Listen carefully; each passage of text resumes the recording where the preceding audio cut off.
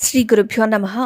మాఘపురాణం 4వ అధ్యాయం కౌత్సుని వృత్తాంతం. పులిముఖం ఉన్న గంధర్వుని వృత్తాంతం దిలీపునకు వివరించిన తర్వాత మాఘమాస మహత్యం గురించి వశిష్ఠుల వారు తిరిగి ఇలా చెప్తూ ఉన్నారు.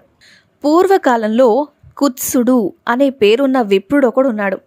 అతడు కర్ధమ ముని యొక్క కుమార్తెను వివాహం చేసుకున్నాడు. కొంతకాలానికి ఆ దంపతులకు ఒక కుమారుడు జన్మించాడు.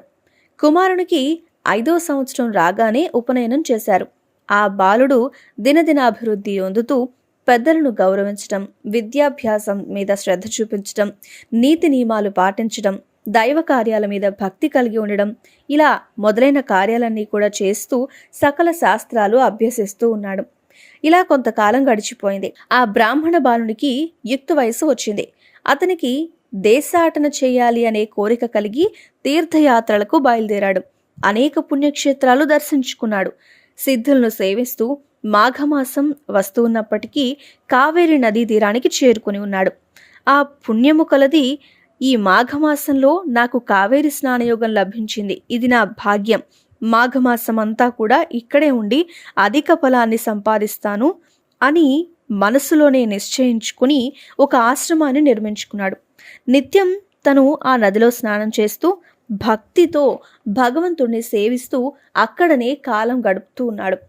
ఆ విధంగా కావేరీ నదీ తీరంలో 3 సంవత్సరాలు ఉండి అత్యధిక పుణ్యఫలాన్ని సంపాదించుకున్నాడు. ఆ తర్వాత అన్ని కోరికలను సాధించడానికి ఘోర తపం ఆచరించాలి అని తలుచుకొని సమీపంలో ఒక పర్వతం ఉంటే అక్కడ తపస్సును మొదలుపెట్టాడు. అలా కొంతకాలం నిష్ఠతో నిశ్చల మనస్సుతో తపస్సు చేస్తే అతనికి దీక్షకు మెచ్చి శ్రీమన్నారాయణుడు ప్రత్యక్షమయ్యాడు. ఆ విప్ర యువకుడు కన్నులు తెరిచి చూసేసరికి శంఖ చక్ర గదాధరుడై కోటి సూర్యుల ప్రకాశంతో ఉన్న శ్రీహరి యొక్క నిండు విగ్రహము కనిపించింది. చాలా ఆనందంతో సాష్టాంగ నమస్కారాలు చేసి చేతులు జోడించి అనేక రీతులా స్తోత్రం చేశాడు.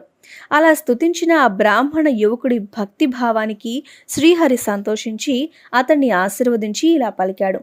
ఓ విప్రకుమారా, నీవు నీ భక్తి ప్రభావంచి నన్ను ప్రసన్నుని చేసుకుంటివి.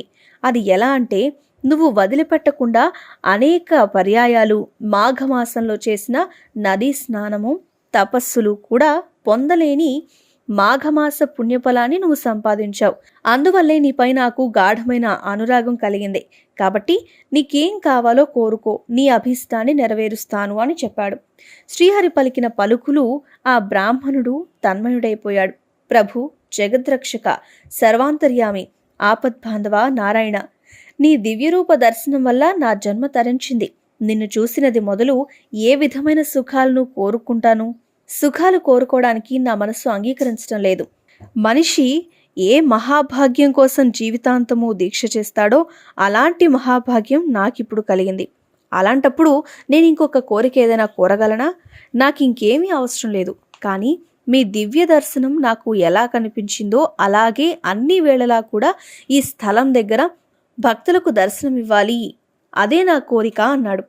శ్రీహరి ఆ విప్రకుమారుని కోరికను మన్నించి నీ అభీష్టం నెరవేరుగాక అని పలికి అప్పటి నుంచి అచ్చటే ఉండిపోయాడు.